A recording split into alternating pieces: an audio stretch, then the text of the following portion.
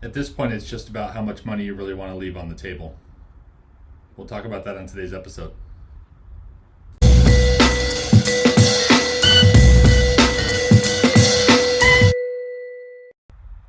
Hey guys, welcome back to the channel. Happy to have you here today for another market update. This is the market update reflecting February statistics. I will try and be as short, sweet, brief, and easy to understand as possible. But let's just jump right in. So for the month of February, we sold as a community here in the Phoenix metro area, roughly 7,600 homes, 7,659.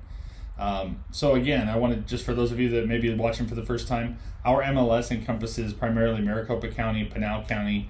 Then there's some parts of Gila County and parts of Yavapai County that might be in there too. And then some agents decide to list properties up in the White Mountains and Flagstaff and other places, but that's a very small piece. So mostly the Phoenix metro area and some outlying parts of Pinal County as well.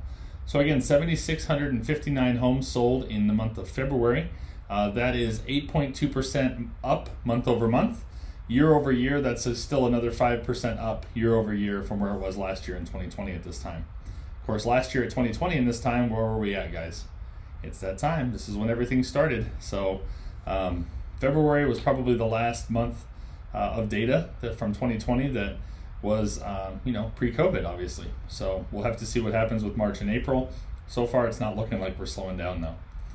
We have added about 7,950 homes to the inventory out on the market this month, which is just a 0.1% up month over month, and actually down 11% year over year. So inventory is going down, sold homes are going up. What do you think happens there? Total inventory right now is 8,744 after the month of February. That sounds like, oh, that's up from last month. Well, it's actually 49% of those homes are already under contract and not really available to your buyer that's looking for a home. So you figure that's roughly 50%, 8,800 homes. 4,400 homes is really more realistic of what's actually available for you to look at. And again, that's in the entire Phoenix metro area. What does that mean? That's a 1.14 month supply, and I harp on this every month, but again, balanced is 4 to 6 months of supply. That's where we consider the buyer and the seller sides to be balanced. So we are still very much skewed to one side. Average sale price is $457,200. That is up 22.3% year over year. 22.3% year over year. That's crazy, guys. The median sale price is $350,000. So that means there's an equal number above and below that $350,000 mark. And that also is up 19%, 18.6% year over year. So that's pretty crazy. Distressed properties, everybody's asking about, mortgage forbearances, things like that. As of right now, we're down 6% year over year for distressed residential properties being sold. It was only about 1,000 homes, and that was down 6%. So, and that's distressed properties that are out there. Distressed sales only makes up about 0.4% of what we're doing in the market right now. Average days on market down 23 days year over year to 43 days on the market, and that is down 3 days from the previous market update we did. So homes are selling faster and they're selling for more money. So all that to say, what is happening here in the Phoenix metro area? Last month, February, we reported as an MLS $6.6 billion in sales. $6.6 billion in gross sales, which is 32% ahead of last year. And last year was a record.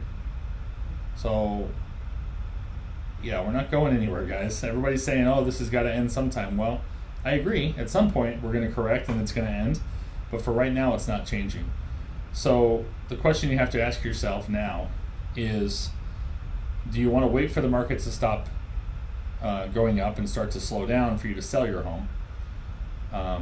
Or do you want to jump on what's already a fantastic market, 22% growth year over year, 32% higher sales year over year?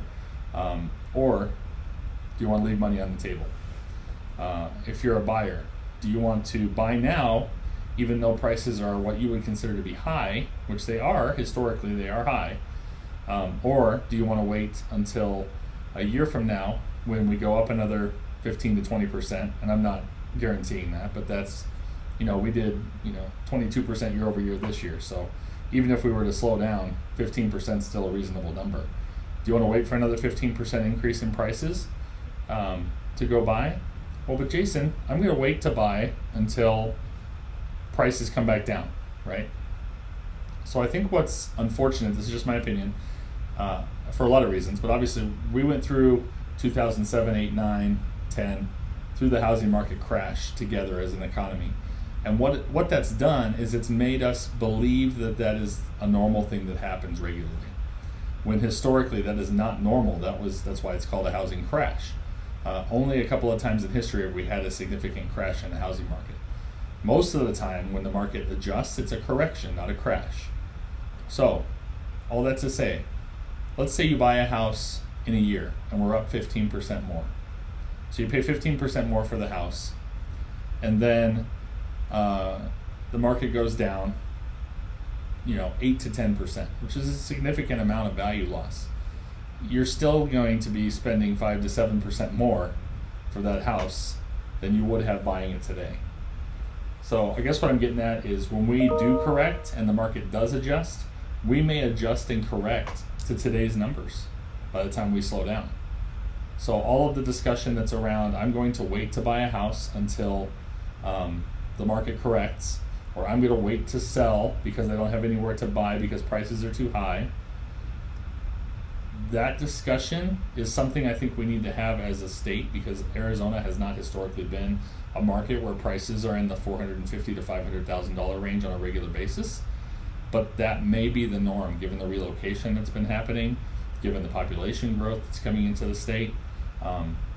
Will it always stay this way? No, things will change. But I don't know if we'll ever go back significantly toward where we were able to, buy a condo for $50,000 or, buy a single family home for $150,000 in Gilbert. I just don't see that happening again in the future. So if you're waiting for the market to do that, you're going to be waiting a long time to make a move.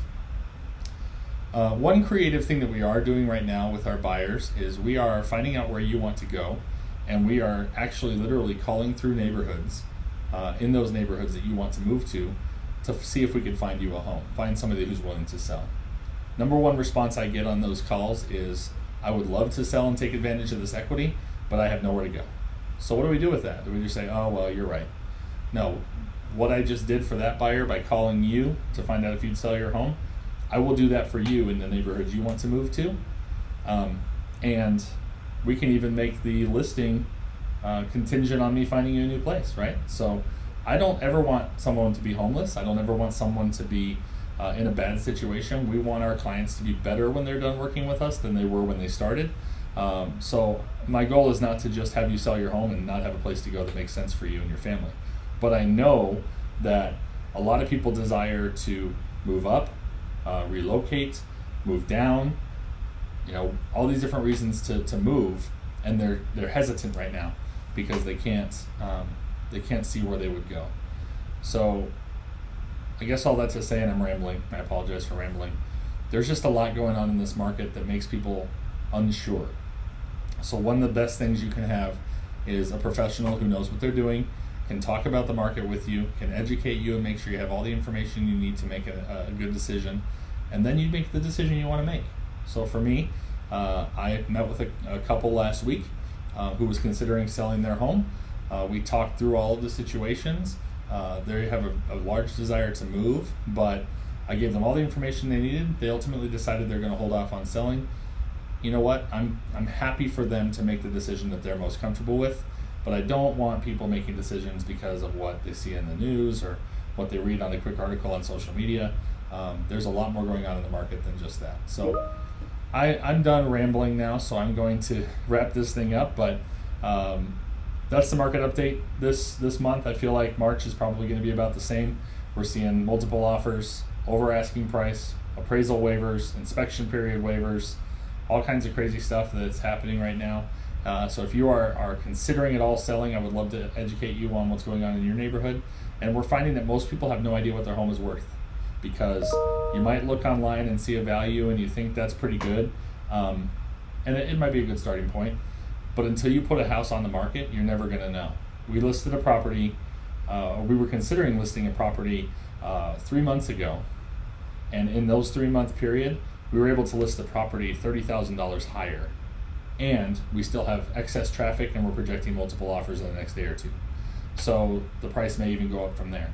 So really, until you're on the market, you really don't know what your house is worth, because you haven't seen what the market's going to give you for it. So that's my market update this week. If you like content like this, please share it with your friends so they can hear about the craziness that is the Phoenix housing market.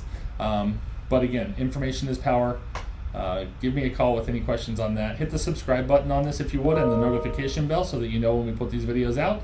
And check out some of our around town videos as well, so you can see some local businesses and what's going on out there in the economy.